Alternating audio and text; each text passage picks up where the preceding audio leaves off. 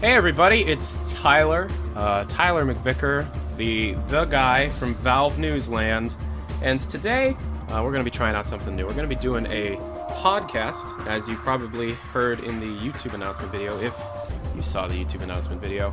I did a little poll for, how do I explain this? I did a poll on one of my announcement videos because I had moved, I had the whole thing happen, you know, I kind of reset my life and I was trying to figure out the YouTube channel, and so I came up with some new ideas that I wanted to do, or ideas that I've had for a while, and I had you vote on them.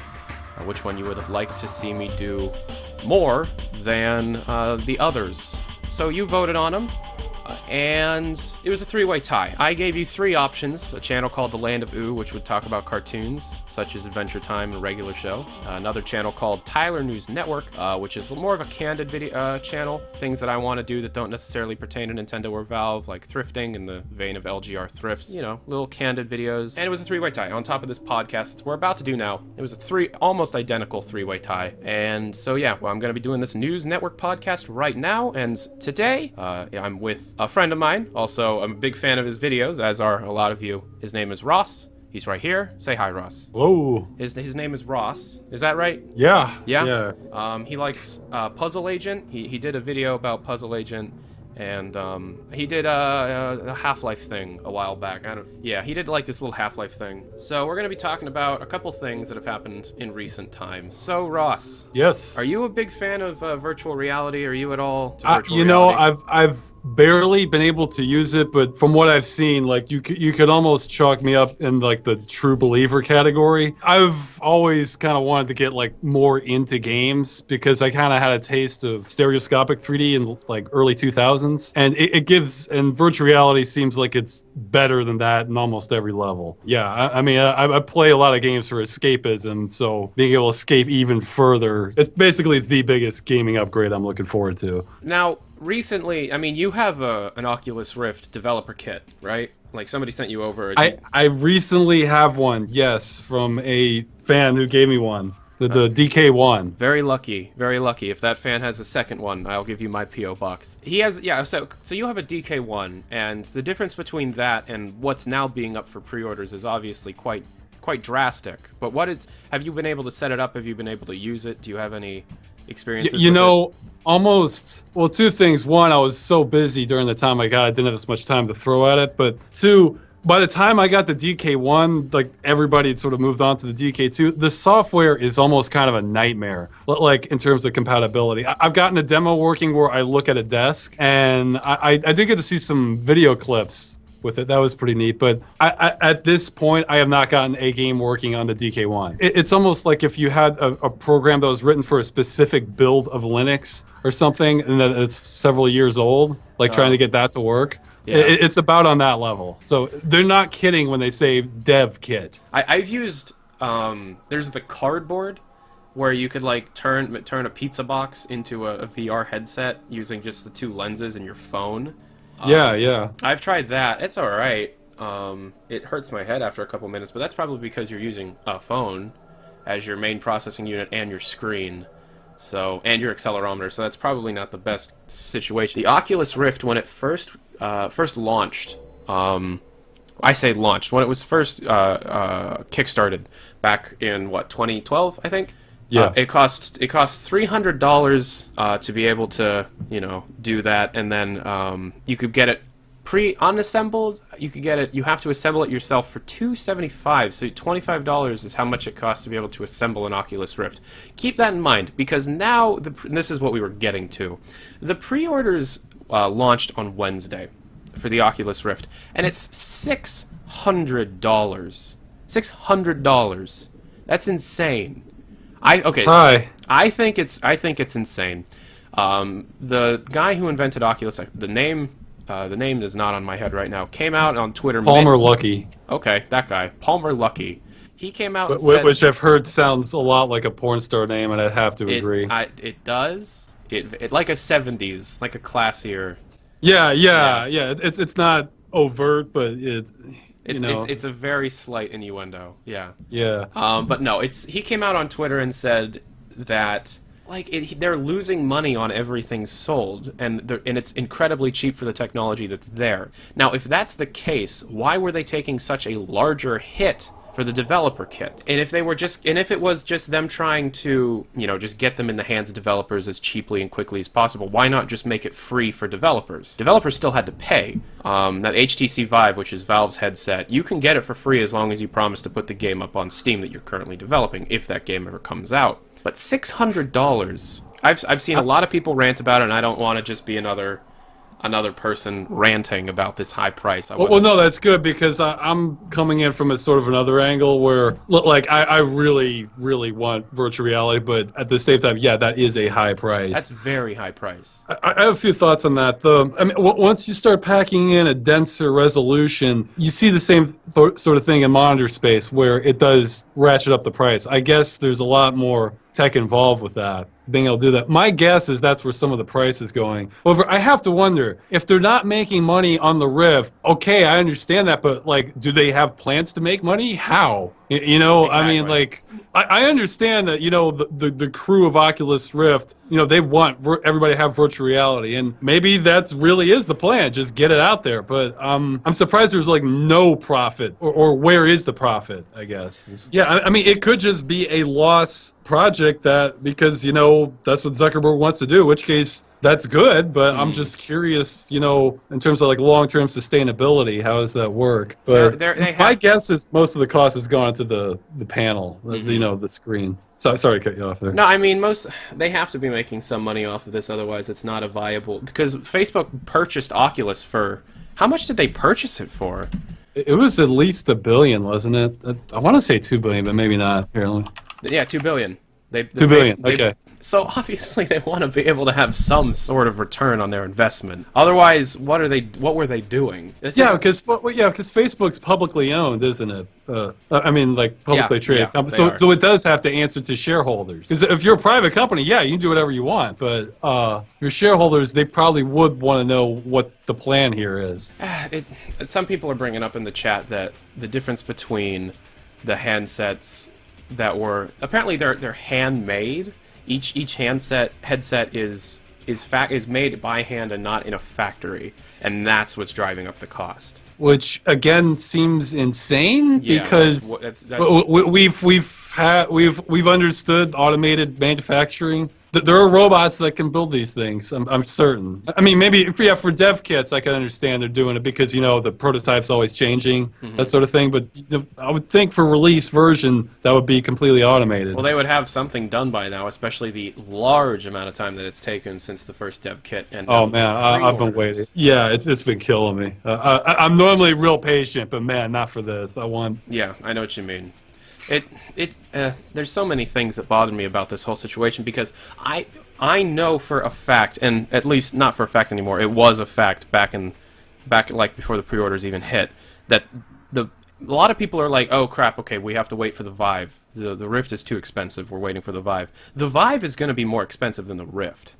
I was expecting the Rift to be the consumer base level model, and you have to buy everything else. The Rift only comes with, like, the case, the headset, and an Xbox One controller, which, by the way, including the controller, is not an added cost for Oculus. That's a little marketing thing going on with Microsoft. Yeah, which bugs me, because, like, usually when I'm probably in the minority here, when I use a gamepad, I'm typically playing, like, kind of platformers or kind of side-scrolling stuff, and I kind of like the D-pad where, like the classic Nintendo or where the PlayStation has it, and the Xbox One's always, like, at a weird angle, so it's like, I don't know. But yeah, that does seem weird to just throw in there. Well, they said it cost them almost nothing. It doesn't cost them anything to do that. No. It's Microsoft's cost. They're not buying it. It's Microsoft teaming up with Oculus to be able to be like, oh, because Microsoft doesn't have their own VR. They have the augmented reality thing. Sony has the more which I don't even care about. I don't either. I can see that being useful for, like, modelers or mappers or something, but I can see a productivity use for augmented reality, but for gaming, I just don't even care. No, there's just so many things that made me mad about this. I mean, I shouldn't be too mad. It's a bit... Well, again, I'm the zealot here, like, confess, like, I'm going to get some virtual reality solution. I don't know if it'll be Oculus or another one, but $600... Yeah, that's real high, but I look at it from the perspective where I've been wanting something like this for about over 10 years. Look, they could have come out at 3,000 and I wouldn't buy it right away, but I would spend a long time trying to figure out how to get it, I It's think. funny because You know, I've been talking to Ross for a while, and what I've come to learn about Ross is he's a cheaper guy, but for like reasons. Like he's not cheap because he's an asshole. He's cheap because being cheap is good. yeah, Yeah. like I'm not playing new games typically, or like I'm the guy who waits, and like I'm typically buying games not too much more than like twice a year during like the big sales, you know, and But it's funny because it seems like freeware, you know, it seems like abandonware you're stuff. being cheap. You were being cheap for a moment, like the VR headset coming out. You're just like, Oh yeah, that's how it works. That's how it works. You know, I mean, if you're gonna spend, make it count. I'm just saving up all my money for the one day that a VR headset comes out for the general consumer public. And today's Although the there day. there is an extra angle of that okay, I'm sort of annoyed by this is like the specs that they want for virtual reality are that's not a cheap system either. That No. that's better than my system. Like yeah, for the record, my system is pretty nice for 2012. Okay, so but the thing is, that's those specs they have. I think might even be a little bit under spec for what they're trying to do. However, there's no reason it needs to be like that because, look, the draw of virtual reality is it's just like you're in another world. All this trying to make modern games look the way they do. We're pushing sort of envelopes with that as it is. So to push that at like a high frame rate, high resolution, yeah, you're gonna need a monster of a system. But why aren't we having like lots of simpler games people can play that like Minecraft? Well, okay, that is a smart move, you know, that partnering with Minecraft because that's not super demanding, but you know, that could be a great immersive experience. In fact, I think it was Ubisoft released some stuff, and one they showed sort of this eagle flying through Paris or something, and it was real kind of simple, cut down graphics because they need to keep the resolution high and the frame rate high, and there needs to be a lot more stuff like that, I think, so that to let everybody know, hey, you don't have to have a monster system, you just may not be playing all the games or may not be playing them all, you know, high quality or anything like that. But because you know this is sick. Because if you want to like the big game they're pushing, Eve Valkyrie. I mean that's going to be a demanding game. I think. I haven't checked the specs, but that's got to be what. So you're adding $600 plus a system that can run that, or if you have a system, you know, video cards that can run that in the CPU. So. I mean, you're running an FX CPU, right? Like just so that just the audience knows, like what is your specs currently? Okay, for Christmas present, I have a FX 8350, which is sort of towards the upper end of AMD's, but it's kind of a little bit below Intel's mid-range for most things. Yep. And I have a GeForce 660 Ti. A 660. Okay. All right. Yeah. Well, I would have gotten the.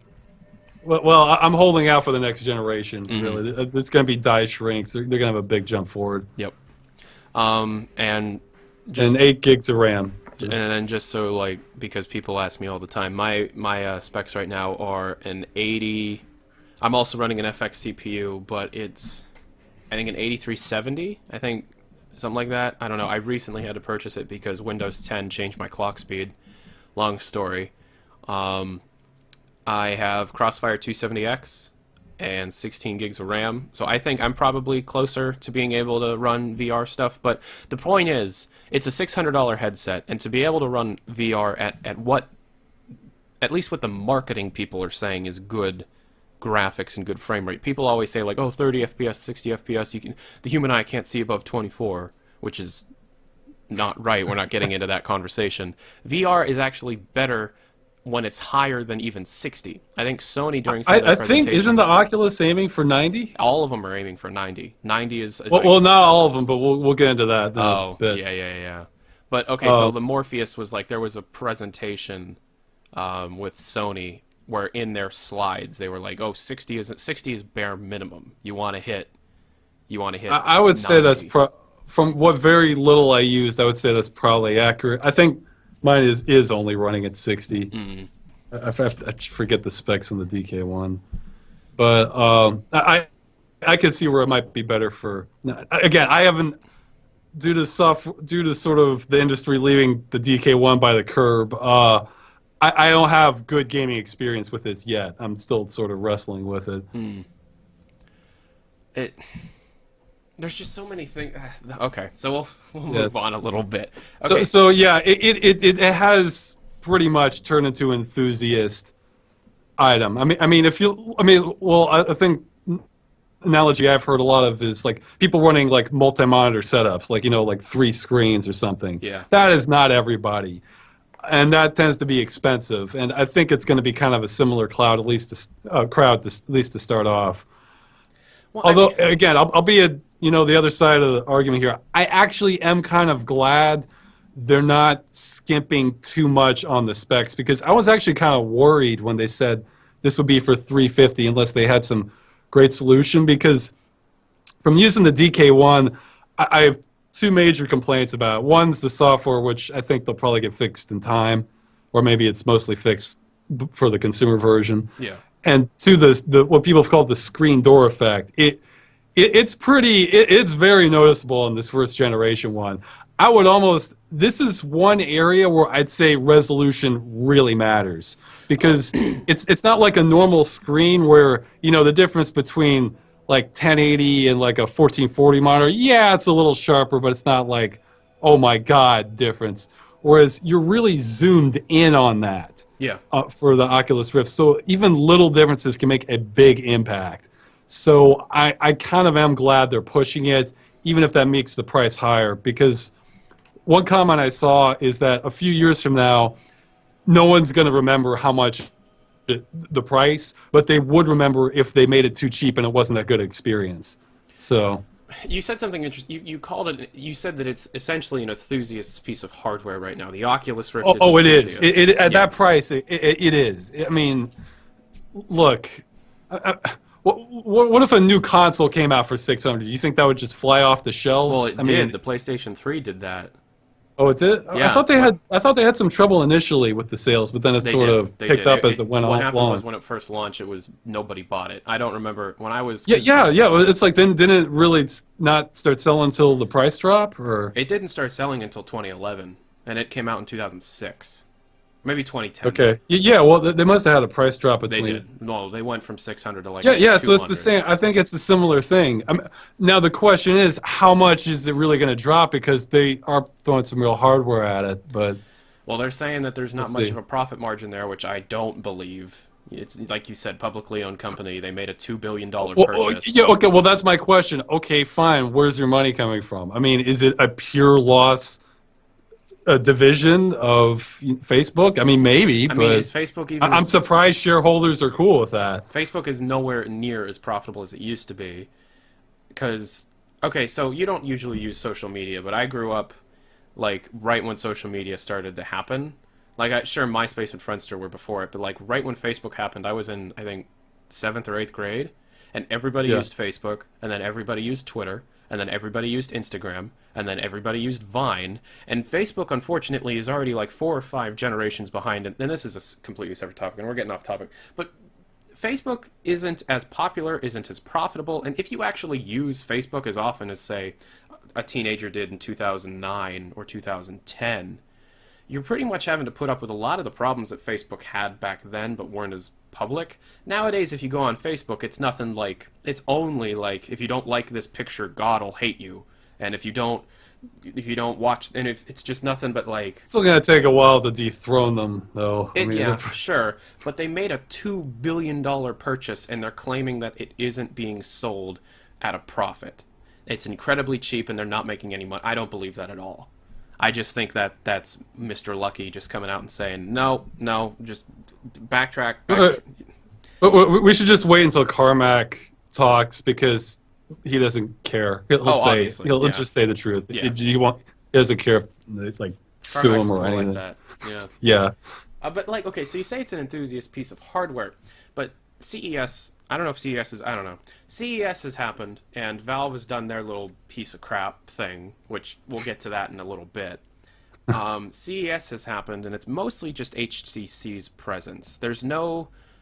There's a little Vive booth, but the Vive And no is, price. there's right? no price. We have a generalized release date of April, but it's Valve. It's not going to release in April. So, and then they've just come out and they've been very generic about it. I expected there to be at least one or two new first-party I saw your demos. video about that. I love that, because they were really building up Yeah. breaking technology, Their groundbreaking breakthrough. technology is the room space thing, which Oculus is now going to be able to do. Their controllers are delayed and they're sold separately. But think about it. I thought it was the camera on the front. Like, No, okay. So they're which has been on cell phones for their groundbreaking feature, quite a time. their technological breakthrough is Yeah, the camera on the front. technological Which, oh my god, when I heard that, I just was like, I give up. I give up. Valve News Network's done. Yeah, because you told me your theories about what it was. I remember I talked to you about that where Yeah. you're saying, yeah, it might be like the HDR technology or a way to handle like wireless transmission, I which was could thinking be it a was going bigger. to be Li-Fi, which is that new light-based Wi-Fi thing. Like, oh, that would be great. A Yeah, wireless. no, it's a camera on the camera on front. the front. Never seen anything like that before. And all it does, I mean, I understand, and there is a need for it, especially for something like the Vive, which pushes the room space thing.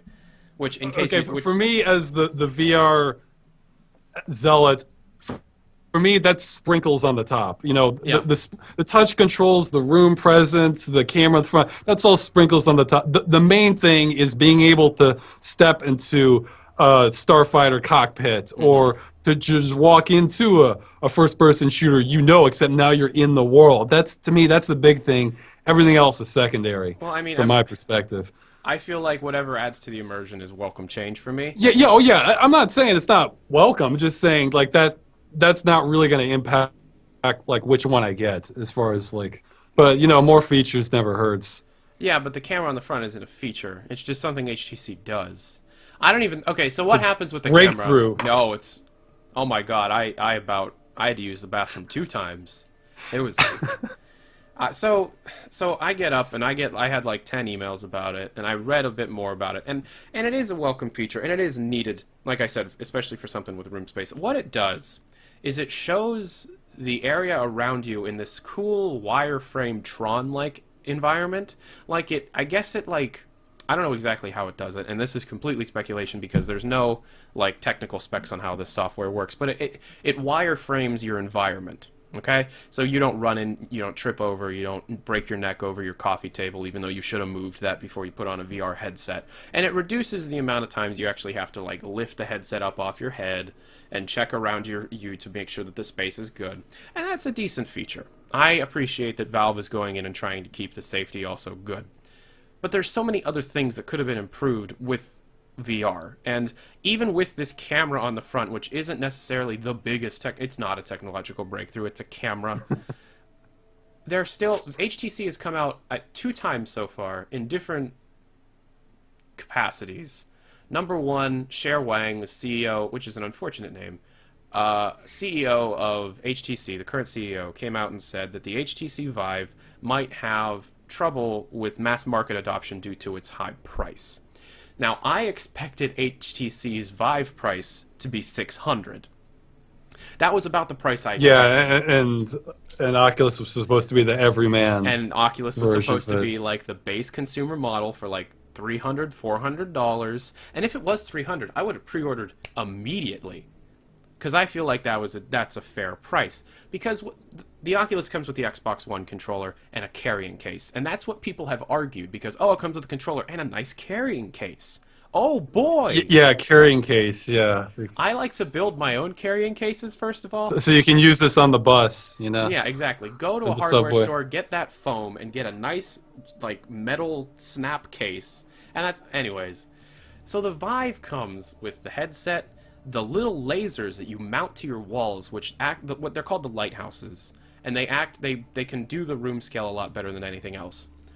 And then the Wii remotes, the really fancy controllers, which they're not Wii remotes. They're essentially, if you had like, it's 50. I think they said like it was 5 times the capability of a Wii remote. it's a bit different. They have like the touchpads, which are on the Steam controller. They have dual stage triggers on the back. So what makes me again, that stuff's extra to me, and it makes me think that that's actually okay. I could be wrong, but I think that stuff might end up being actually even less important because okay, we're gonna have high price points for this stuff coming in, so it's an enthusiast market. Yeah. Well, what happens when you get a peripheral that it's an extra thing you have to pay for with games traditionally? I mean, the Wii being sort of the exception. Mm-hmm. You get a few games, but then they don't take off because developers don't want to have to develop separately for that. And it's more cost, so there's a lower market. What I think is going to happen with virtual reality is you're going to see more games that work for everything. Where you're going to have, you can play it with a traditional gamepad or keyboard and mouse, or you can put it on virtual reality and it works all right. I don't think you're going to see, outside of demos, I don't think that's really gonna catch on like wildfire. I think it'll just be sort of like a nice touch thing. My retort to that, my only retort to that is that, okay, so the room scale thing, the motion controls, might be the gimmick. It might be the Xbox Kinect to this whole situation, but Valve is pushing this in such a way that I would not be incredibly surprised that at least the first wave of games, full-on games, will still have it. And it's possible that one of those games will become the killer app needed for VR, and if that happens, then everybody's going to try and copy it, and then it becomes a solidified feature.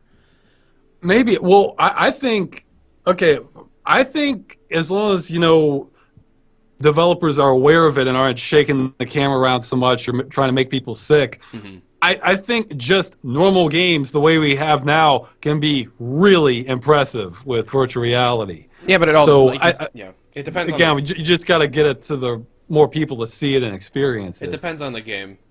It does. It absolutely. Yeah, some games won't work well at all, but because the only, and this is funny, the only official word we've ever gotten on a future Half-Life title, or Half-Life in general, was Valve coming out and saying no, it's not VR.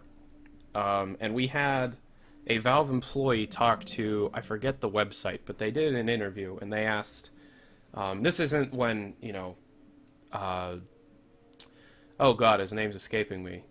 No, I love this man. He's such a fun guy.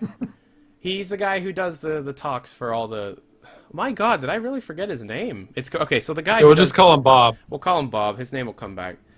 He did a thing and like a keynote, and he took questions, and one guy, this really cool, he walks up to the podium, he looks all cool, and he's all like, I'm the guy, and he comes up and asks is Half-Life 3 going to be VR? That's not Marc Laidlaw. It's Bob. Okay, keep Bob. going. Yeah, okay, so he goes, is Half-Life 3 going to be a VR game? He just straight out says no. 3 weeks later, we get an interview. And this other guy, once again, I don't remember his name, who is from Valve, explains in more depth that if Half-Life was a VR game, all the different things that they make you do in the game would give you eye strain way too quick. And that's kind of funny because Half-Life 2 is a VR game. It works with the Oculus. What year did he say that? This was I think late December when this was said. Oh wow. Yeah. Okay. So. Well, I think what that means is it won't be an exclusive. Yeah, because I don't see many big developers doing VR exclusive stuff where you really need the touch controls. Because you're eliminating a huge market. But and again, VR doesn't work for everything. Like Twitch gaming, I don't know. I would not be surprised if that doesn't work so well in VR, but if it's like a little slower paced shooter or anything, I would think racing could work well. Racing well, would who always knows? Work if you're in the car. I always feel like that's probably the best situation for VR. Or they're pushing E-Valkyrie, and that makes sense because it's a space piloting game. Yeah. Or just anything that's just sort of slower pace, like Telltale games. That's like some Walking Dead thing that you could look all around the world that you're in. I think anything like that.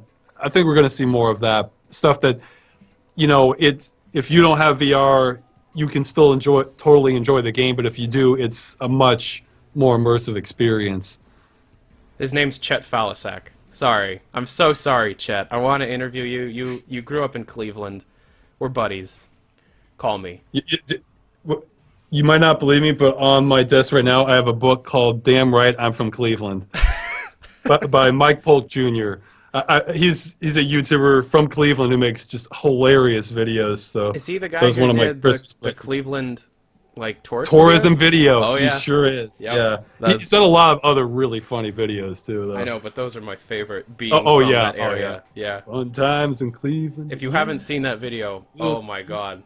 Yeah, he did. He did two He did Cleveland two of tourist videos. They're fantastic. There's so, especially if you've like lived in that area. I live in a little while away from Cleveland, and if I ever do like a meetup, it'll be in Cleveland. Yeah. I've never lived in Cleveland at all. Most I've done is visit Ohio a couple times for relatives, but his videos are so good. You know, it doesn't matter. But it's spot on. He is. Okay. Yeah. He's done some. Some of his satire is so damning. Like for the mayor and the owner of the Browns sports team. I forget his name, but Is he the guy that did the Factory of Sadness, or am I thinking of a completely different thing? Yes. He's the guy that did that. Sure is. Yes. Oh my God! All right. Oh, he's really talented. It's Mike Polk Jr. So yeah, we're giving a plug for someone not even related to any of this. You are a Factory of Sadness. Yeah, that's him. I love that. So, Okay. so I have his book. That was the Christmas present I wanted. Is it a good book? It's simple. So far, it's all right. I haven't finished it yet. All right. Anyways, VR. I have a couple other things, but you know, whatever. VR. Oh yeah. Okay. Well, one thing we haven't brought up in VR that I wanted to mention. Right now, it seems like most of the media coverage is on Oculus the Rift or the Vive. Mm-hmm. There are more coming. There's the Star VR, which has a wider field of vision, so it's higher resolution. So that means the games will need even more power to run it. I don't know if that's going to make it better or not, having more peripheral vision, or how that shakes out. I haven't tried that. But what's maybe bigger news is I've read both Asus and Gigabyte are coming up with their own VR solutions. They say for the first half of this year. And their specs are supposed to have a higher resolution than either the Vive or the Rift, which I think both have the same resolution. I think they're going to have 1440 vertical resolution, although I think I read at least one of them, maybe both, will only be 60 frames a second. So I have no idea which one would be the better experience, higher resolution but a lower frame rate, or the other way around. So this is why I'm waiting still. You know, it's so the market's all exploding at the same time, just about. Yeah, but unfortunately, because there's so many different things happening at once, the market's going to get saturated by incredibly expensive enthusiast products, unless one of them can just straight out come out for $300. In which case, I don't know if any of them are going to get that cheap. Can you get? Okay, maybe the audience can help with this. Can you get a 1440 resolution monitor for $300? I mean, it would have. You certainly can't get an IPS one, which is the better kind for. Yeah, I don't. If you did, it would be 60 hertz. It would be a weird company.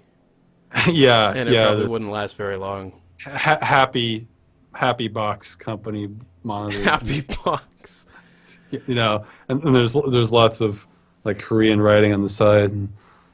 Yeah. Yeah, oh yeah. My Philips 1080p display, and granted it's 144 hertz. This was, I think, 400. So, yeah, okay. So, there's a lot of different ones that are going to be coming out, and unless one of them can keep themselves at a very low price, and I think I read that Asus and Gigabyte are going to be cheaper, but 300 cheap. I don't know about that. And who knows? Maybe the difference between 60 and 90 really makes a difference in VR. I don't know. Oh, I've heard it's night and day. I guess because it's just. Oh really? Because like it's just 60s that like the difference between 60 and 90 is that big in VR? Because of just how smooth it is when you move your head around.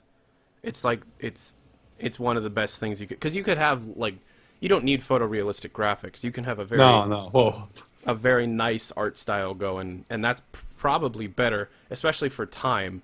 Like 10 years down the line, Wind Waker looks incredible. Wow. Yeah, that's the other thing that, man, they really need to get going with is like. Get as many existing games working in VR as you can, because look, not everybody's going to be able to afford that system that they're recommending to go with the $600 visors.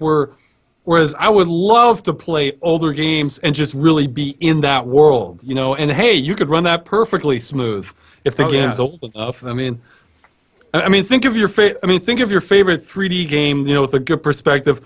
Would you like to actually like visit that world? Like, and so when you look around, it actually looks like you're inside that world. I mean, there's a lot of people games I can think of like that. Yeah. Being in Doom, everything's a cardboard cutout. Yeah, I'm sure it'll happen for some of the more popular moddable ones. Like I'm sure somebody will do it for the original Deus Ex because those the Unreal Engine, which gets modded up and down. So, would a first-person Deus Ex work? I think so, because it's sort of a slow game. You know, you sort of creep along. You know, you can choose your targets, that sort of thing. Yeah, that probably. I think it could work pretty well. I mean, they'd have to figure out how to handle the text, though. That would be tricky. Yeah. But. Well, I mean, you could. Or again, like you said, racing games. You know, racing games are perfect. Yeah, like Oculus should be doing everything they can to try to just get more games out there, even if they're older ones, just to, you know, have something people can play. You know, not just hit this double enthusiast market. Because yeah, I'm not excited for having to do the video announcing the price and stuff, but I'm gonna have to do it, and it's just because there's one of two things that can happen. They could go along with their price point, or Valve could just eat it, because they obviously have the money for it. If they wanted to win the market share over, they'd go, we're 500. What's the business relationship between them and HTC? I mean, doesn't HTC ultimately call how much profit they make? Or you see, the thing is, and this would probably be a lot better for a lot of people, is Valve could probably make it. Well, Valve could only make it $500 in this situation, but if Valve allowed it to be purchasable on the Steam market with Steam Wallet funds, a lot more people would be slightly, but still a little bit more okay with the price. Because there's a lot of people with tons of skins in Counter-Strike and Team Fortress 2 and Dota, where they could just flip those skins and get the headset almost overnight.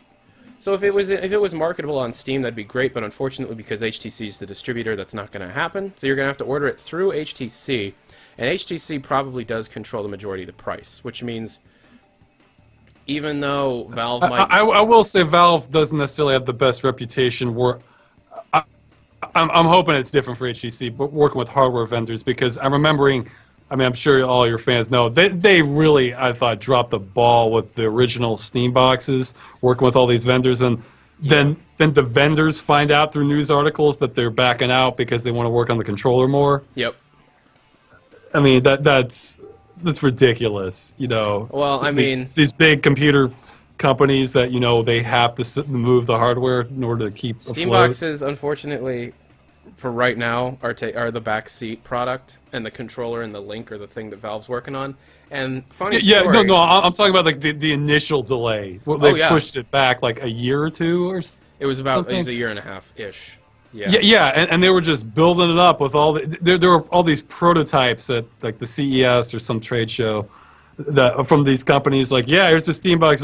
No, we gotta wait. We're not doing anything. Just wait. Yeah. We'll just pull the plug because you hardware companies, that shouldn't be a problem for you. I mean, you can go in GameStop and buy one now, but unfortunately, because Valve doesn't have... It's an OEM design, and other companies can just purchase it, the license, and make their own. That's not what I wanted to have happen. I would have rather had Valve make their own one, and then that be the precedent. But unfortunately, Valve is not... I think that might be a whole podcast in itself. Yeah, there. Valve is not... Valve is not being smart lately. I want to be that guy that defends everything, but no. There's so many things that Valve is doing right now. That's just... Okay. So I ordered... This isn't on the topic. Does this lead to the next topic? This leads into the next topic. This isn't on the topic list, but it's a good lead-in. I ordered for Christmas for Electra and my two brothers. Electra's my girlfriend. 2 Steam controllers, one for Chris and Sean. Chris and Sean are my brothers. And a Steam Link. And the Steam Link was going to be for Electra because she loves playing games on the couch. Because that's her preferred place to play a game. So I was going to get her the Steam Link. I ordered and bought the Steam Link. And the controllers show up 3 days later, and the Steam link doesn't show up. Okay. Steam link doesn't... They're probably, you know, different shipments. It's a different product. You know, they shipped out the controllers quicker than they did the link. Alright, I'll wait. I ordered these on the 15th of December. They're still not here. I checked the tracking on Steam. They told me they delivered it. Okay. Ooh. I never got it. Apparently what happened was, whoever the hardware distributor is, which I think it's Valve themselves, they have different, like, areas. They have warehouses, and they ship them out. They, for some reason, ship through FedEx. Okay, fine. That wouldn't be my first choice. Might be the cheaper option. What happened was, they didn't even put it in the shipment with the controllers, but it got marked as shipped. At least that's what I think happened. So guess who I have to go through to be able to either get a refund or get a new one shipped to me? Steam support. Oh my god, my best friend. I've had issues with Steam support in the past. I've had entire accounts taken away from me and never been able to get them again because most of my games back in the day were from CD keys because I have just... I had an account disappear before. Oh, there man. wasn't too much on it, so I was like, okay, whatever. You Yeah. know, it was all games I had on CDs anyway. So, like, okay, so I contact Steam support to be able to get this, the link. I wanted to get a link because apparently it's going to have native apps put on it soon, so you can use it as a Netflix box, which is great. And they can't do anything because it's been delivered, right? Because, it's been delivered, sir. We need confirmation that it didn't get delivered, and there's no way I can prove that I'm just faking it. Yeah, because there's no signature required or anything. Yeah, for some reason they didn't require a signature because there's no option for you to require a signature. Oh boy. So I'm just like, I was back and forth with Steam support, and it was an automated system. Okay, now do you think it's a possibility somebody just grabbed it off your doorstep, or... No. No, okay. Because Checking. I was there when the delivery man showed up. Oh, okay, yeah, I missed that. Oh, yeah. Because, like, I'm in an apartment building, Wow. and they have to be buzzed in. So I buzz the guy in and wait at the door, and he hands me my wow. packages, and it was 2 controllers and a thing I ordered from Amazon. My advice would be to contact FedEx. Well, I tried, directly. yeah, Just and then say- they delivered what they had. It's not FedEx's fault. Valve never shipped me it, or whoever ships the thing out. They Oh, never shipped okay. it out. Oh, okay. Sorry, Yeah. I'm misunderstanding. So, like, the automated thing is, well, you know, Steam escrow. Yeah, you're screwed. Sorry, that's Completely screwed. Yeah, that's what the paper says. You're screwed. Okay. $50 out. Thank you for calling tech support. Have I answered all your questions today? No. Yeah. Okay, click. Yeah. Yeah. So Valve support, Valve Steam support is notoriously bad and is known for being bad to the point. Oh yeah, didn't they? What was the rating by the Better Business Bureau? An F. Like F. Yeah. They got yeah. an F. Valve was unhappy with this, and instead of going and fixing Steam support, and when I say fixing Steam support, having a locally owned, meaning in Washington, group of people that are trained to answer tickets. Valve made... How much did Steam make last year on paid games? Oh yeah, $3.5 billion. $3.5 billion. Granted, some of that goes to the developers. Gotta cut some corners to... But Valve, man, I love you. At least I think I still do. I'm not sure. Valve News Network's going to continue, but it might have a negative twist on it in the future. Yeah, the tone changes, and then, you know, for like a 5-year anniversary, you can show like the decline. Just take some clips. Yeah, just from watch show. this kid. Just show the gradual transformation. Oh man, so Valve, instead of trying to Steam escrow, the only point that Steam escrow is, which Ross, are you familiar with Steam escrow? Roughly, it sounded like it was a legitimate point, but it didn't affect me at all. So, Steam escrow is it's such a burden. It's okay.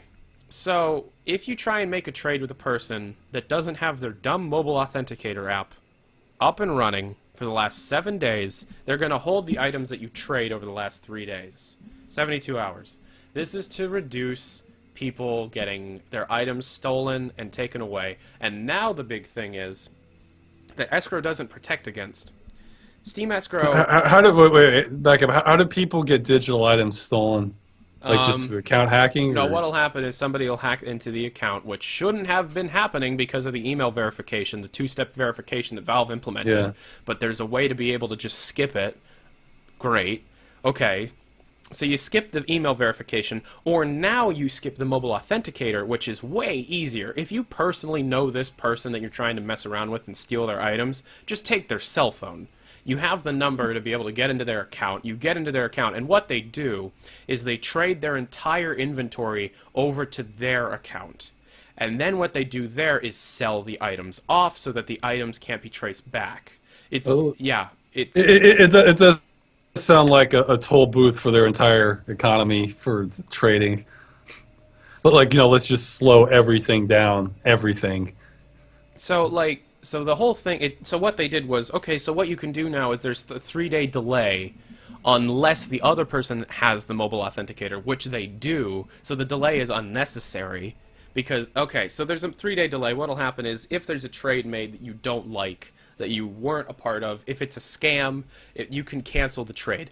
If and only if the accounts meet certain requirements. So it doesn't protect anybody because a smart hacker would already have Steam Authenticator enabled, meaning you would not have to have trade holds on that account. But let's say the hacker is stupid. The hacker is stupid and doesn't have a mobile authenticator on this specific account.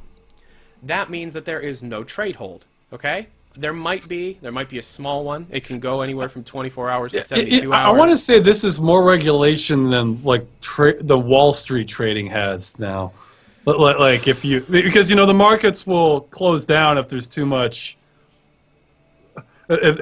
suspicious activity, or they close for the day, but it's not for days at a time usually. It's so 3 days you have the items, and then the items get delivered to your account after 3 days. However, either person that participated in the trade can cancel the trade. Okay, you can cancel it. Okay, I got scammed. I don't want these items to be taken away from me. These thousands of dollars worth of virtual knives and hats, because that's great that that's a thing in our society now. Anyways. If the person cancels the trade, is it both people or just the person that cancels the trade, has a 7-day trade ban. So let's say your account is scammed and hacked. Oh. You're banned from trading for 7 days, even though you were the one that was hacked. So if you're a person, let's say, for example, you're a YouTuber who gets traded items all the time for giveaways. And part of your live streams are for left giveaways. And right on some of those other videos. Say that that's the thing that happens, and you cancel a trade because you were hacked. Well, sorry, you can't do that anymore. Granted, that's a specific example. There's a lot of people that love to trade that they get hacked and they can't trade for 7 days because Steam doesn't want to be able to put... Valve doesn't want to be able to put the work into making a support system on site that costs money. We have to hire a bunch of people to be able to do the support thing. Valve, you're billions of dollars of worth. You're telling me you can't hire 100 minimum wage people to answer emails? I've had similar thoughts about the Source Engine in the past, where if I was running a company worth billions, I would have made some changes by now, like long before now. So escrow is implemented, and the reason I bring up escrow, and this is the fun part, is in Team Fortress 2, which is a fairly popular game. Ross, you don't really play TF too much, right? I know it. I know it's enormous, man. Like yeah. I played Team Fortress Classic a whole lot more. Which there's a game that I'm gonna have to introduce you to that's very good. That's Team Fortress 2 art style, but is a Twitch fast shooter. So you might be interested in that. I'll show you later. But okay, so there's an item in Team Fortress 2 called the Gift-A-Pult. A Gift-A-Pult is its intention is for around the holiday season, or you can send just like some kind of special occasion. You can send gifts over to another person. You buy what's called gift wrap, which is like 99 cents. You gift wrap an item, and then you use a Gift-A-Pult to send it over to another person that's on the same server as you. It's a stupid little gimmick. It's stupid that you have to gift wrap the item because you already have to craft the Gift-A-Pult, but once again, microtransactions, whatever. What Valve forgot after they implemented Steam Escrow is Gift-A-Pults exist, and those do not have trade holds. So what people were able to do is after hacking certain accounts, they were able to just take all their items through Giftapult, and you can't cancel that trade. There's no way to be able to have any kind of Steam escrow or trade holds on that. So does it launch the gift like a catapult in the game? Or? Yeah, no, it's just called a Giftapult. It just okay. I was imagining this surreal instance where this hacker, hacks an account, and then just there's these massive gifts just flying on these different servers because that would be amazing. But no, it would just it would spam the server's text, the chat saying, "Oh, the gift." So what they did is they just completely disabled Giftapults, which is stupid because they still have a purpose. But no, we're not even. Merry Christmas. We're not going to try and fix it right before Christmas. Let's disable the. Yeah. It's not like it's during the winter Steam sale. And on top of that, whenever the winter Steam sale happens, and Valve. Okay, so there's so many different problems that Valve just isn't fixing. And it's to the point now where I've been reporting on them for close to 5 years, and I'm now just getting jaded, and I don't want to become that. But it's to the point now where I'm becoming jaded. Look, I've been on a more technical end of it. Like, I mean, for people who've seen my videos, they know I've done a lot in the Source engine with civil protection, and man, again, there's just the simplest problems, the simplest things that cause so many problems that just go unfixed for years. Well, I don't know if I told you or your fan base, like for one of the problems I had with civil protection, it's a bug they introduced during the episode 2 engine, and then later when they updated the older games, they did not fix the bug. To the best of my knowledge, this bug is still not fixed, but I actually got in touch with someone who was able to get me in touch with a contact at Valve, and I mentioned this bug. Basically, the bug is when you're recording a demo, like it would cause some animations to kind of twitch when the character's turning. So if some animations look weird in like the newer civil protections, that was why. And it's just driving me crazy because I just couldn't fix it. When you play back the demo, it would twitch, and that's not how it happened when recording the demo. And I finally got the fix, mentioned to me. They said they hadn't gotten around to implementing it. They knew what happened because they introduced the bug. It didn't happen in episode 1 of Half-Life 2. And it was literally just one line, and it was the equivalent of saying, screw up the animation, true or false. Like, that was the one line. And that caused me so much grief, just that one little thing. I mean, so I understand, I guess, is the point. So, yeah, there's a lot of different things. There's the Giftapult thing, and I just want to say thank you to Max Shaw for pledging $10 in my Patreon. Just got the email. Thank you very much for that. Yeah, thank you.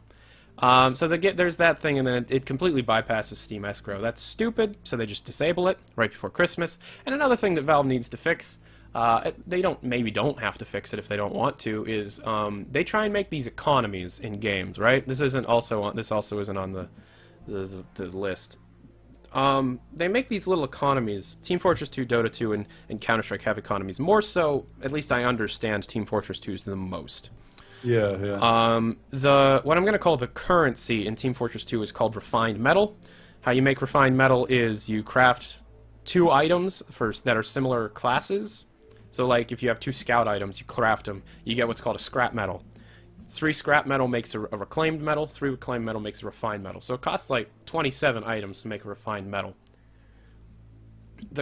So what then happens is the higher amount of currency is keys, and then the higher amount of that is like Bill's hats, and it's complicated. Anyways, there's inflation going on within the TF2 community's economy, to the point where it used to cost like a couple metal for a key, now costs 20 metal for a key, and what the community has been begging for the last, I think, 3 years is a metal sink, something you can use the metal for that isn't trading, because all you can use the metal for is you use 3 refined metal and you get a random hat. Just a random hat. Not unusual, not strange, just a hat. So metal's nearly worthless. And many people that are in the TF2 trading scene, like myself, have came up with many different ideas to be able to do that, and Valve's just like, screw it. You're still going to buy keys. Whenever we have sales on the TF2 store, everything's going to be on sale except the keys. The most important thing. Hey, speaking of the sales, you would I would think maybe you have enough info to verify if this is just my imagination or not. Were the sales for this winter sale like kind of not as the reductions not as big as They're not as previous big. years? No, they were. Okay, my theory on this is because of they have the refund policy now, and it was related to that.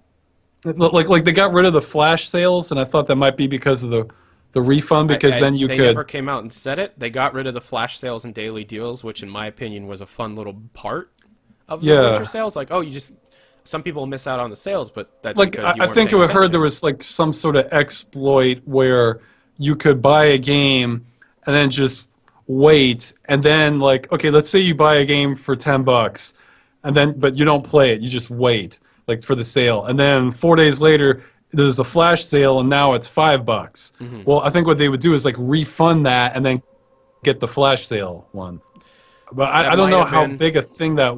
I don't know. What I wish would happen though is, I mean, they probably won't do this because I'm sure it's one extra step. But what I'd love to see is, okay, bring back the flash sales, but if you buy something during a flash sale or a daily deal, you can't refund those. You know, like, and that's not a problem for me. I think that would be an awesome compromise because, you know, I mean, I don't buy games unless I'm pretty sure I want to play it, you know. So, because then that way you can still get the guarantee, but if you're willing to forego that, then you can get an even better deal. Like, yeah. So, Valve, once again, in their infinite wisdom, look, I don't hate you guys, Valve. I really love you they guys. work in mysterious ways. But it's to the point now where and I know I have no effect on what Valve does. I'm just a guy who talks about them on YouTube and people listen. It's to the point now where it seems like Valve doesn't even care much because the last few updates that they've done with a couple games have just broken the games. Case in point, couple days, I think it was yesterday, Counter-Strike Global Offensive. More things change, the more they stay the same. Yeah, Counter-Strike Global Offensive got an update yesterday, and it was a dumb little thing. Valve's just trying to improve the game because it's right now their second highest money maker in the competitive scene, so they're just updating it. And this update's called I don't think it's officially called this, but there was a blog post called "Give 'em a Hand," and it's an update to the gloves in Counter-Strike Global Offensive, which is such a small thing. Yeah, it's like better fidelity or something. It's higher texture, maybe a higher poly model for the hand. So there's better gloves. The gloves are improved. Now, with the improved gloves comes, for some reason, completely messed up animations and rigging for the hands. In Counter-Strike, right now, things clip into things. For some reason, the animations just don't work. I think maybe they changed up the model, but kept the old animation, didn't change them at all, because, like, knives clip into hands, guns clip into hands, reloads, I guess. How many people would you say play CSGO? On a daily basis? Well, let's say monthly. Just okay. Give me a number. I'm then. gonna say probably daily. I have no idea. Over the course of a month, it's like 1/4 of Dota's, and Dota gets 4 million a month. So okay, so about I'm gonna say a million. Yeah.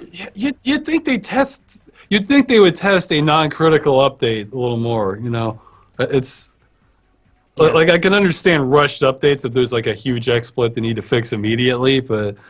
No, they always seem to break things at every update to the point where it's sad and it makes no sense.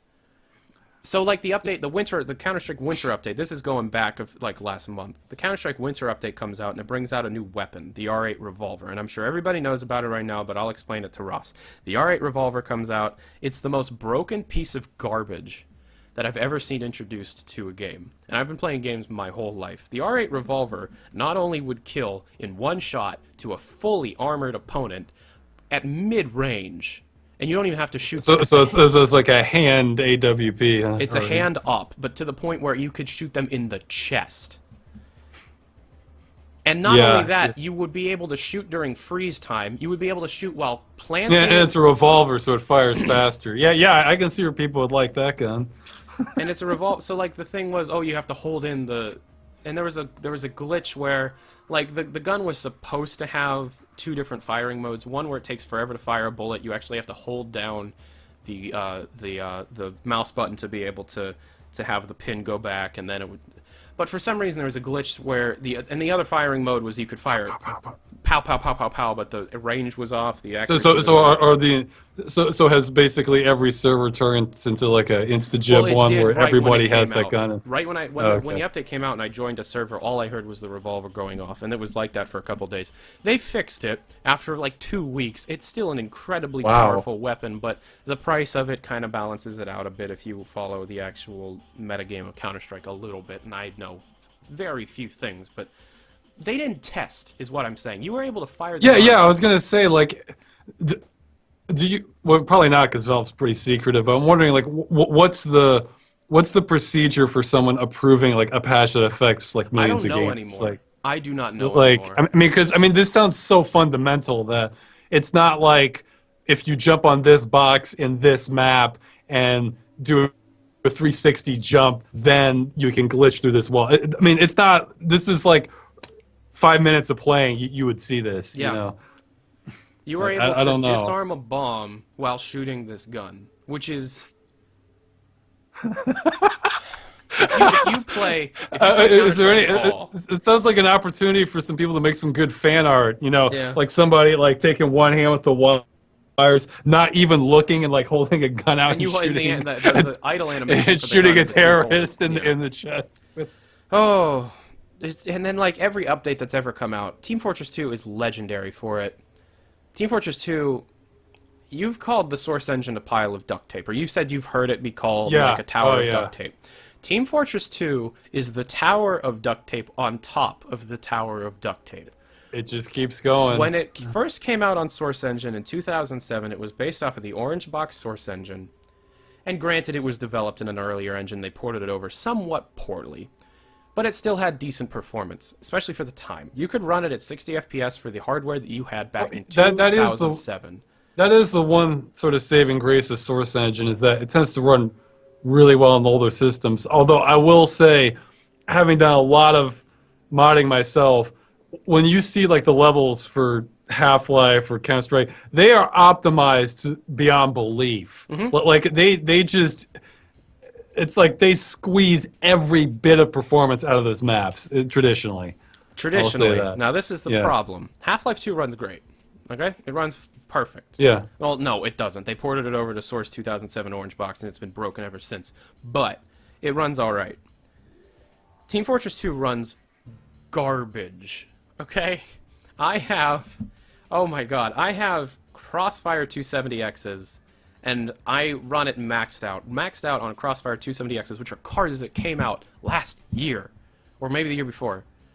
Crossfire, I get maybe 90 to 100 FPS in a game, and it's in the only resolution 1080p. Okay. Yeah, and it's why it's a game from 2007, and the only reason that it might be CPU bound then.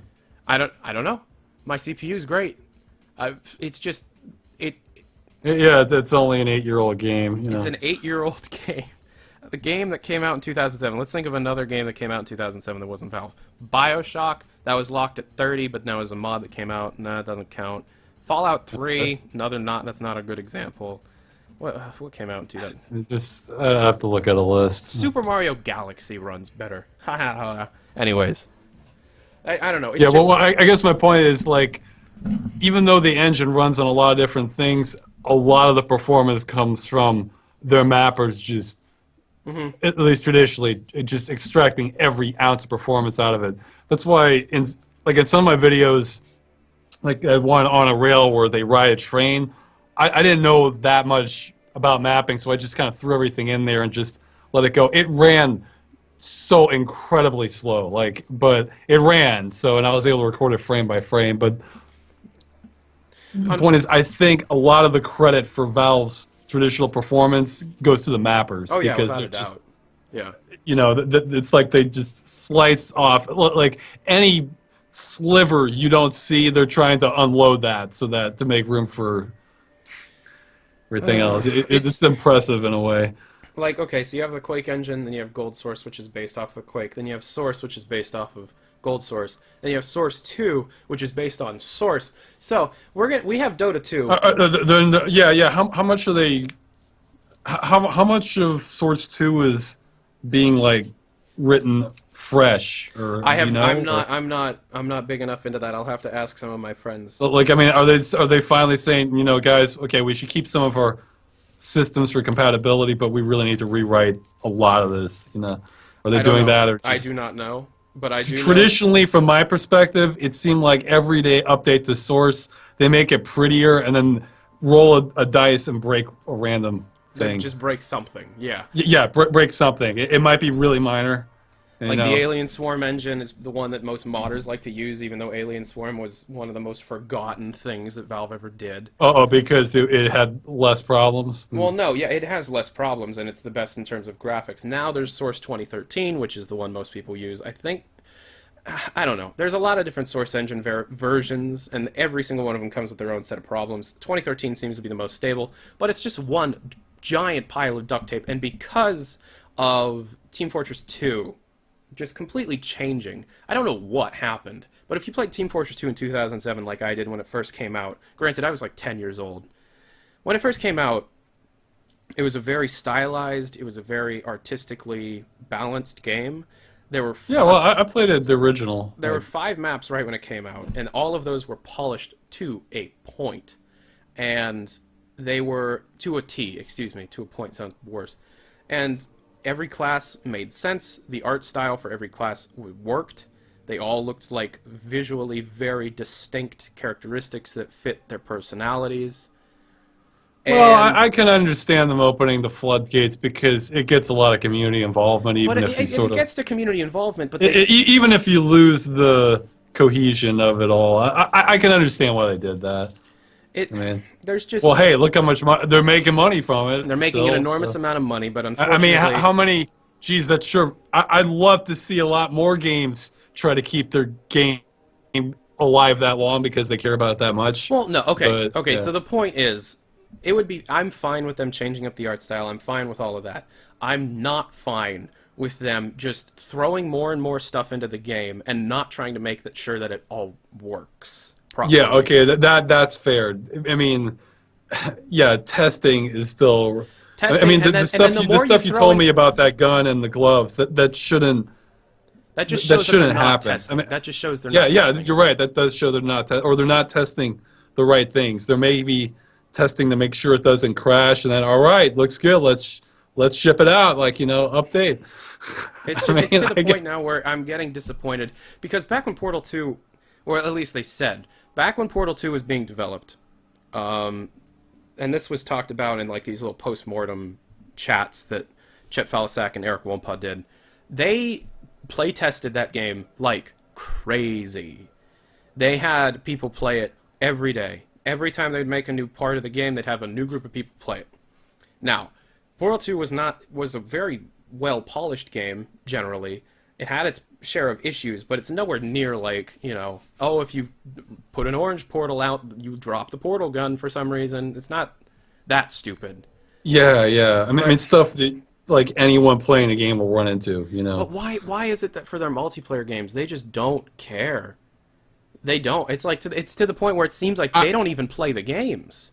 I would say it's because, well, okay, I am sort of critical of Valve's structuring, we're basically no boss usually, or just everybody does whatever. Because you have stuff like this. I feel like, that there is such a thing as good management, where, okay, I mean, I can understand, different people working on different things, but I think the concept of someone having, just a basic job that they do, don't rush it, just work on, take as long as they need to work on it. Well, I'm fine with their structure. I mean, just having, really, well, I mean, put it like this. You say you're fine with their structure, but when's the last time we had a Half-Life game and they obviously meant to make a Half-Life game that ended on a cliffhanger, Yeah. That wouldn't. We would have had episode 3 out in In 2009, 2008, 2010, which was when they something were like aiming yeah, for. yeah, exactly. Yeah. Actually, no, and they it weren't wouldn't have aiming to be rushed. It would not have to be rushed. Everybody could have taken as long as they needed to, you know? Yeah. Unfortunately, they just got sidetracked with other stuff. I guess, yeah. I don't know. So I think there is such a thing as good management. So. Can Tyler get louder or Ross get quieter? I can get louder. Oh, okay. I have a volume knob on my... It might be an issue on my end. I don't know. Don't worry about it. I have a volume control, but it's like hair trigger sensitive. Oh. Like a shower or like just the slightest touch between ice cold versus burning yourself. It's a little like that. So. Can Tyler get harder and Ross get more harder? Okay, so Valve... So my point of bringing up the TF2 stuff, and the point of me saying that it seems like they don't even play the dang games. Yeah. For example, I play TF2 a lot. There's an item in the TF2 called the Gunslinger, which for the while was the most broken piece of garbage I've ever seen, and it stayed the same for a long time. In Team Fortress 2, you have things called critical hits, which are pretty much insta-kills depending on the weapon. The Gunslinger is a melee weapon, it's a robotic hand, and it also allows you to build mini-sentries. For a while, if you were to punch a teammate twice with the Gunslinger, that gives you an automatic critical hit, which is supposed to be random on every third hit, for some reason. And it was like that for 5 years. Knockout punch. It was like that for 5 years before Left, Valve, right. Valve went and fixed it, and they said it was a bug. It was a bug fix. There's a YouTuber called Star, who for a while was a very popular Team Fortress 2 player. He's getting kind of sick of TF2. Still a big fan of him. He made the point that to be able to not know that that's a thing, you just don't play the game. I don't know. They just change it, That's not their job. They don't play the game, they change it. They just change it. Screw it. Who cares? Ship it. We're doing it live. Yeah. So another thing that's a big problem is green light in early access, how people can completely abuse those systems. That's a whole nother podcast. Yeah. But it's just another thing they need to be able to fix that they don't. So this brings up... on your list you have like the early access stuff, but one thing I would love so much to see, Valve, this wouldn't be that hard. On your front Steam page, if you have a game that you're having some sale on or just up there, and it's early access, have like a little ribbon on the side or something. Yeah. I would so love to see that. Just a little symbol to indicate this is early access, just in the corner there or something. Because, man, I don't think they should have the exact same status as finished games, Well, I mean, on the front page. You can choose to I'm fine. If they're putting them on the front page, fine, but I want to know that's an early access game on the front page. I don't like discovering it when I click on it, Because I tend to wait till games are done unless I'm just really sold on the idea. Now, there's another YouTuber that's covered this to death, and he does it substantially better than we're going to be able to do it. His name's Jim Sterling, the Jimquisition. Oh yeah, well, yeah. I didn't realize he covered the early access thing. I recommend watching his videos. The only reason I bring up any of these things is Valve isn't putting the work into them, obviously. It's not getting fixed. It seems like things don't get fixed that quickly. So that brings up the question. Where is the manpower going? Because Valve what are they doing? Has hired a bunch of people. Valve has a lot of employees. And they do have a large VR team. But thanks to some leaks, we know that that's only about 10% of the employee workforce. So unless the majority of them are just sitting around playing ping pong and eating big pink cookies, what are they doing? I'm not going to be the guy that's going, oh, Half-Life 3. This is another opportunity for fan art. Show us what Valve is doing right now. Show us what Valve is doing right now. Yes. And I'm sorry, I'm eating a jelly. I mean, I guess they could be working on the next game, but whatever that is. They are, obviously. They have to be. And I brought this up. They need a killer app on VR. And Valve has the freaking ability. It's like I'm a teacher. Hey, you would know this. Traditionally, how far off in advance does Valve announce new games, like upcoming games? Okay, like it depends on the game. It changed over time. Half-Life, the original, was 2 years. Half-Life 2, it was a year and a half. Well, at least since the official release, it leaked. What about like Portal 2 or something? Portal 2 was first announced through an ARG in 2009 or 2010. That's 2 years. And the orange box was like 6 months. Episode 1 was 6 months. What's the shortest one, like for a new game? Oh, the shortest one wasn't even bringing it up. That was Alien Swarm. Okay, that one's pretty minor. Oh, I mean, that was a free one, wasn't it? That was a free one, but the thing was, it was launched as a demo, saying we're going to be updating it with new campaigns. What's one like like you would buy in a store, or probably Left 4 Dead 2. What's Left 4 Dead 2 was like I think 8 months. Okay, that's pretty fast.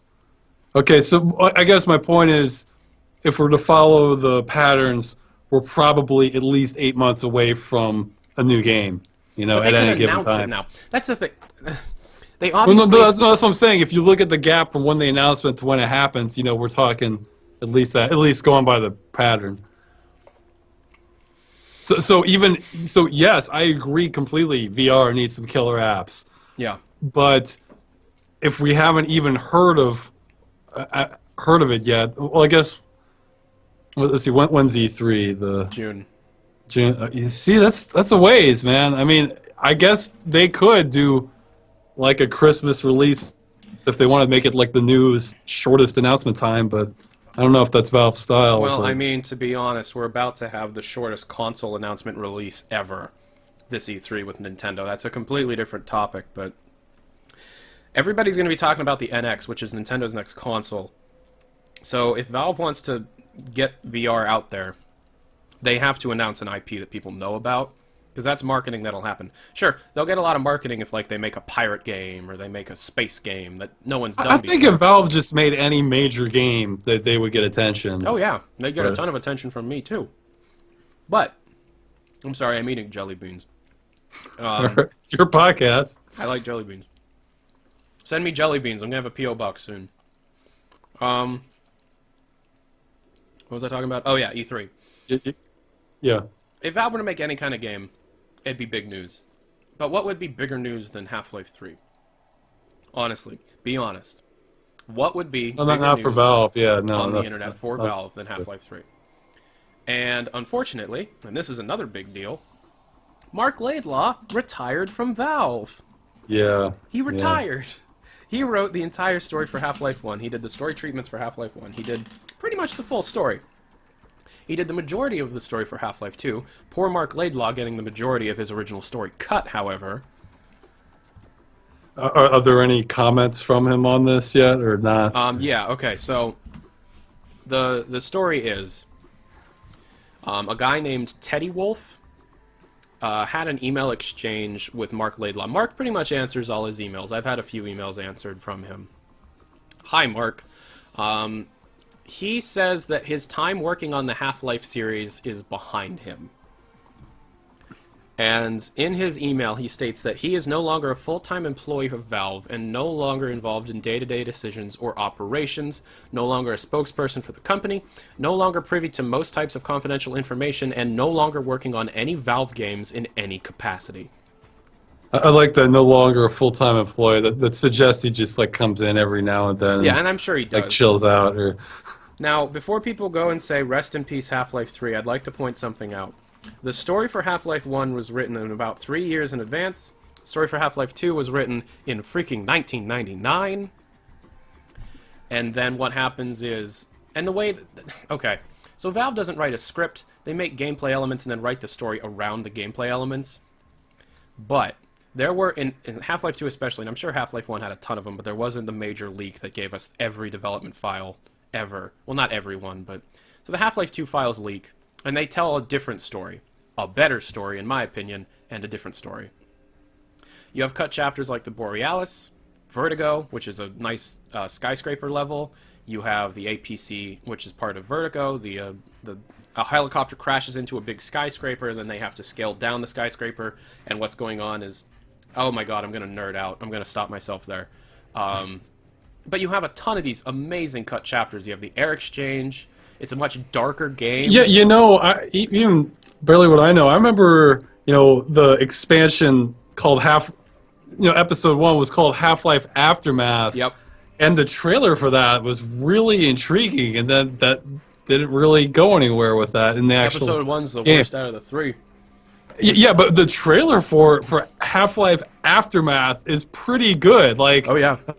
I think Alex says something like, "I hope to God they don't remember what they once were," or something like that. It's just like, okay, yeah, this is good. I like it. Well, that's still in the game to some capacity because Episode 1, for some reason, you go back in the Citadel, and you have to do the whole... I'm sorry, I should stop eating jelly beans. Anyway, so he leaves... Marc Laidlaw leaves Valve. And then in 6 months, we'll see a Kickstarter by him to make a Half-Life spiritual success. Oh my god, I would be all over that. Oh my god. No, yeah. And here's another thing. Marc Laidlaw got antsy before he left. And if you don't know about this, highly recommend reading it. I don't know exactly where the account is anymore, but if somebody knows about it, link it in the chat, please. There is a Twitter account that tells the story of Half-Life after Episode 2, as if it's a person living in City 17 tweeting. And it's genius. Nice. It doesn't tell anything spoilers about Eli or anything like that, but, Are we really worried about spoilers at this point? I don't know. For Probably not. yeah. Probably not. Anyways. I mean, it's speculative, so... Sorry, that was a watermelon jelly bean. That's a good one. It's not a great sign, I guess. He left. But I mean, like you said, he could have had he could have just had it written for... What else has he done? Or well, we don't know. Or Marc Laidlaw? Yeah, I guess what else has he worked on as far as Valve? Because I mean, look, as long as he's been there, I would think he would have to have done something else other than writing the Half-Life. Oh yeah, he's wrote script. books and stuff, but Yeah, he did level design for Half-Life 1 and Half-Life 2. okay, so we don't know anything like since then that he's worked on. No, I don't know if he had anything to do with Portal. Yeah. So he's just been kind of twiddling his thumbs around for 10 years at Valve, yeah. Yeah, Valve's like this box. You see things go in, come out, and just wonder what's happening. Oh, there's probably like 15 different games that they have completed, and they're just like, eh.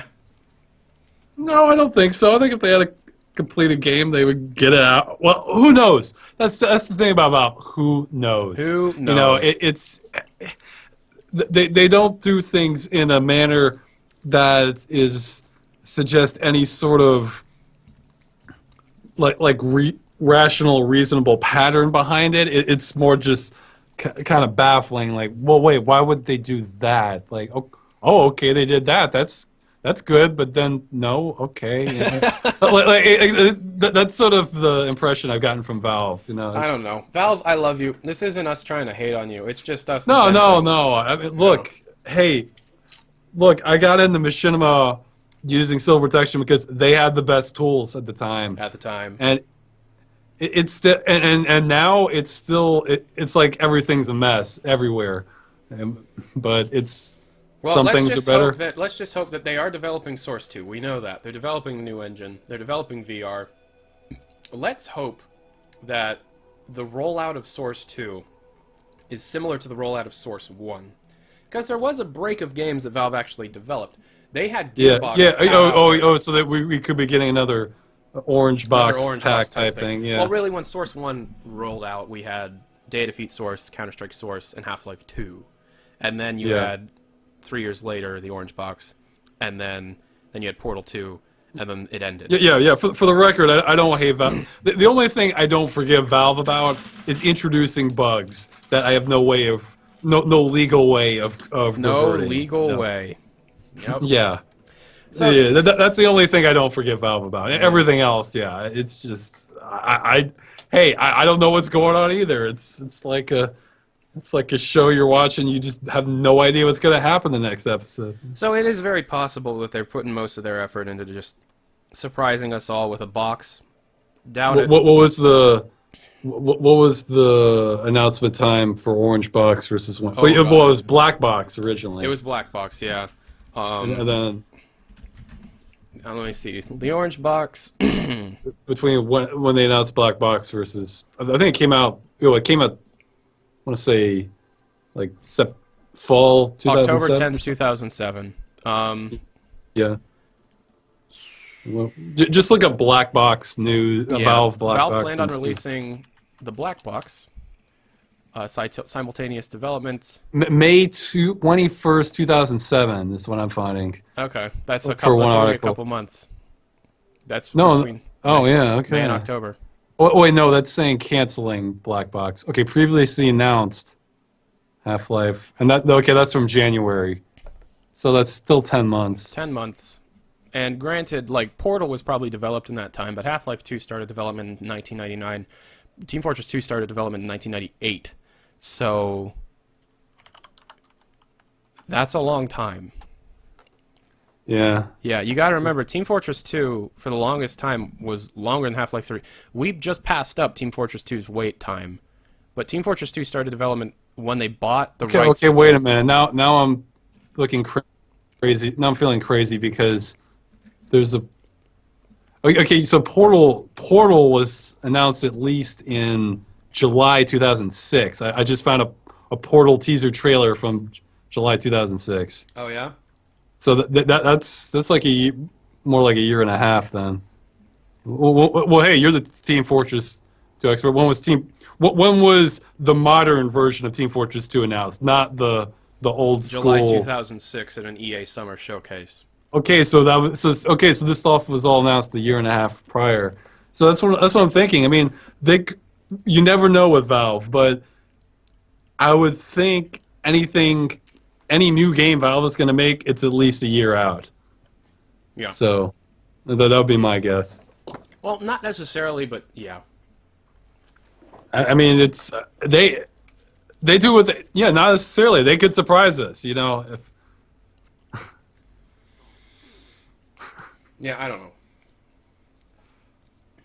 Okay, maybe we should keep moving on your topic list here. Yeah, I'm now just mad. I'm now just chewing my jelly beans in silence. Okay.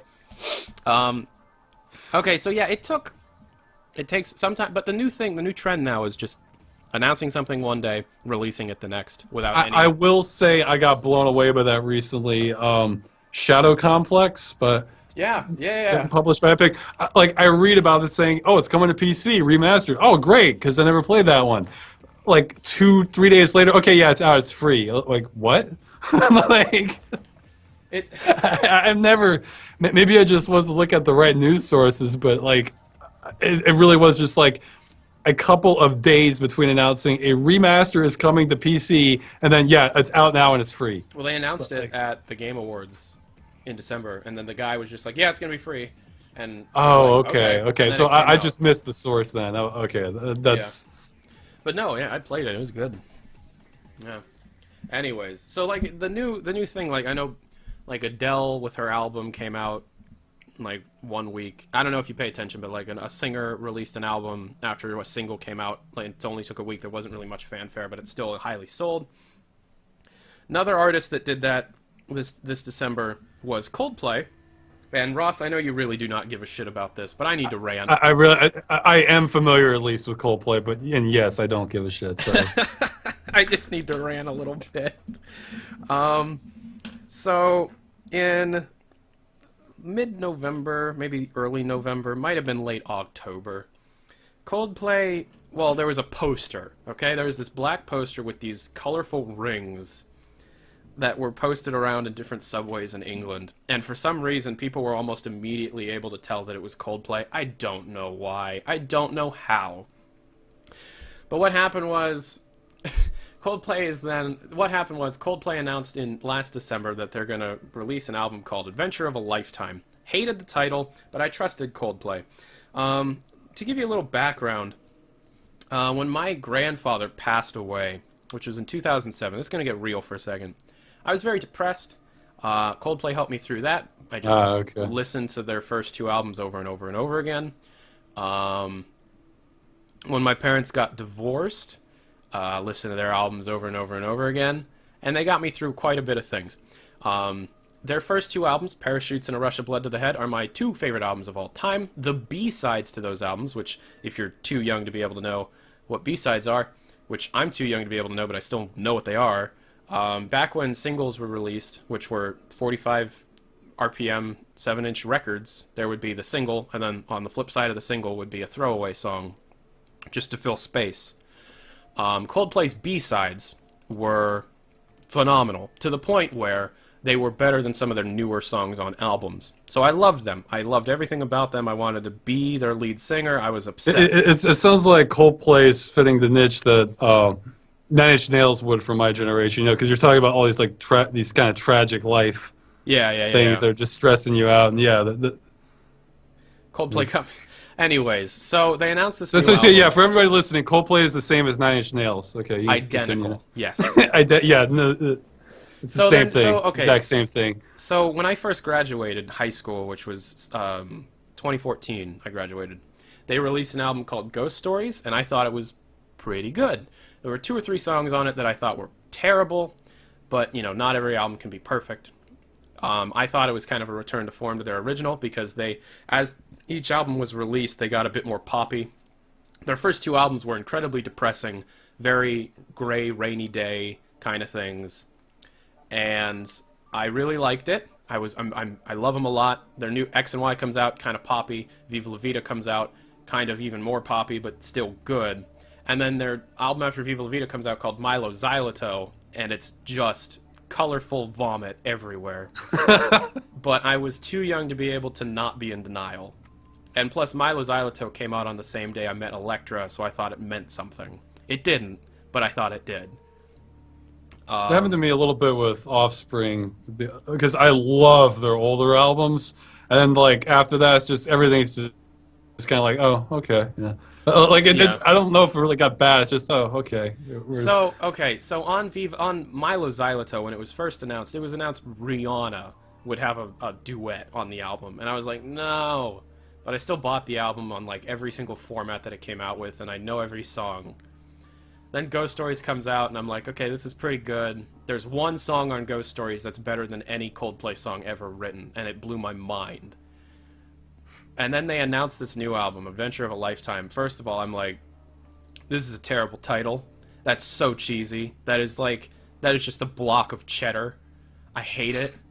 So I'm like, okay, fine. It does sound like sort of like a kid's show. Yeah. Or a kid's special thing. Okay, so their first song they play live at a festival, and it's called Amazing Day. And I go, no, what are they doing? What are they doing? The song's super slow, but in a bad way. You can make a slow song, but only if it's ethereal and sad, in my opinion. Well, no, you can't, but Coldplay can't. But it's or if it's like kind of meditative. Yeah, yeah, because their old songs were very noise-based on the guitar section. Like, their guitarist used to make these beautiful sounds with the guitar that didn't necessarily... Anyways. So, this song comes out, they play it live, it's boring as hell. Like, oh, amazing day, yay! I'm like, okay. That kind of sucked. So that happens, and they're quiet about the new album until, like, 2 weeks before it comes out. They release a single called A Head Full of Dreams. Oh, wait, no, maybe... I'm seeing a trend here. A Head Full of Dreams, I think, is the album title, and Adventure of a Lifetime is the song title. Anyways, Adventure of a Lifetime is this song that comes out, and the song was such a fucking tease to the point where it pissed me off. I was in my car listening it to the first time, and I turned it off halfway through the song. The song starts... Well, time to find a new band. Yeah, the song starts, and I'm like, oh... Alright, okay, it's funky, which wasn't what I expected out of Coldplay, but I'm like, oh, okay, there's like a groovy bass and this nice drum fill, and this really cool guitar, I'm a music nerd, by the way. There's this really cool guitar riff going on, and I'm like, this is really good, oh my god, I might be into this, and then Chris Martin, the lead singer, starts singing, and it sounds like it's out of... Like you said, a children's television show. I can't tell you how many songs I love the beginning, and then the singer starts and just like, okay, you ruined it. Never mind. Exactly. You know. He starts singing, and it sounds like Maroon 5 new Maroon 5, which I'm not a huge fan of, had a baby with the Wiggles, and I was done. I was like, okay, well... Well, the good news is there's only, because of the internet, there's only 1 million bands now, so you just have to find ones. This isn't where my ranting stops. It gets worse, Ross. Oh, okay, okay. So I'm like, okay, well, I'm not interested in this album anymore. And I waited a couple days, and then I was like, you know what? Yes, I am. It's Coldplay. They're going to do something good. And then they announce that almost every song they have a collaborator, meaning a guest vocalist. And I hate that. Beyonce's on 2 tracks. And I'm like, okay, why? There's going to be a beat made by Jay-Z. Oh, no. Match made in heaven. I mean, Beyonce and Jay-Z are married, so I'm like, okay. Then they give me that, and I'm like, no. And then they tease me, and they go, oh yeah, and Noel Gallagher, the lead guitarist and lead singer of Oasis, not lead singer, but he sang in Oasis, one of my favorite bands, is going to be on a song. I go, oh, okay. Barack Obama's going to rap on one of the songs. What? What? Not really rap. He's going to say a poem. Like, he actually is, like, doing that for the album, or? It was like a pre-recorded thing. They're not just, oh, they're not taking it, like, out of one of his speeches or something? They took it out of one of his speeches. There's a song. Oh, okay, just well, like, yeah. And the weird thing okay, is, well... Hey, it's a slowed down one where his thought. voice is like all, America. And I'm like, okay. They announce all that, and I'm just like, screw it. The album comes out, I listen to it. I have never once not been able to finish an album by a person. If I sit down and listen to an album, I'll listen to it. I just know. Because one of their songs, the only good song that I liked was called Birds. And they start playing the song, and it sounds alright. The lyrics are a bit throwaway, and it's a bit throwaway, but it sounds like something out of Vive La Vida, which I love. And then they did this thing, they stole it from the Beatles, where they just ended it. They didn't have Didn't Viva La Vida steal from another... Yeah, we're not going to talk about that. We're not going to talk about that. Okay. So, the song just ends. They didn't have an outro. They just, in the middle of one of the choruses, it just done and goes into Beyonce. I'm like, screw that. After that happened, I didn't listen to the rest of the album. So yeah, that's that was. So 9 Inch Nails has aged better, I think. Yeah, probably. So that was that. Trent Reznor's still making good music. Thanks, Coldplay. I appreciate it. I'm still going to be clinging on to my vinyl copy of Parachutes. While you were telling me this, I was trying to look up and see if I could find Coldplay tattoos. I'm not seeing it on image search, though I am seeing like song lyrics from them. So I guess in individual songs you can immortalize a little bit better than the band itself. It just it makes me so angry because like I have such a personal connection with this band in my mind, and now you're on your own. Now man. I'm like they're gone. You gotta find another band. I'm an adult now. Everything ends one time. Everything has to end. And I was a big defender of Coldplay. I'm not anymore. I'm so sorry. No. They're B-sides. They're unreleased tracks. The songs they've only played maybe once at a concert back in 2001 are better than any song they put on this new album. Yeah. Anywho, listen to A Ghost by Coldplay. That song was played on the radio once during an interview. It's phenomenal. Damn. Okay. So, Ross. Yeah. How are you doing? How's this? Do you like doing this? Sure. I don't know if I was the right guest for this portion of the podcast, but I don't think anybody's the right guest. I was trying to think of like what Offspring song I should recommend to fans. Like I'm trying to remember the title, like Doggy Dog every day. I think it's Genocide. It's something by Offspring. Yeah. So if you don't know who the Offspring are, because you're different generation, whatever, look up Genocide by the Offspring, and they'll give you a pretty good baseline. Okay, so yeah, what's next on the topic list? We're gonna cut it down a bit because Electra just came in here asking me if we can go to an emergency room. Wow. Okay. Yeah. I guess. Well, that's it for the podcast then. So See yeah, you next time. I think we're gonna have to go. So thanks for Yeah, I can't top that for finisher. All right. nope. Everybody, send your Good luck, best Electra. wishes for Electra. Thank you for tuning in to the very first News Network cast. Hopefully, if Ross had a good enough time, we'll be able to see him in the future.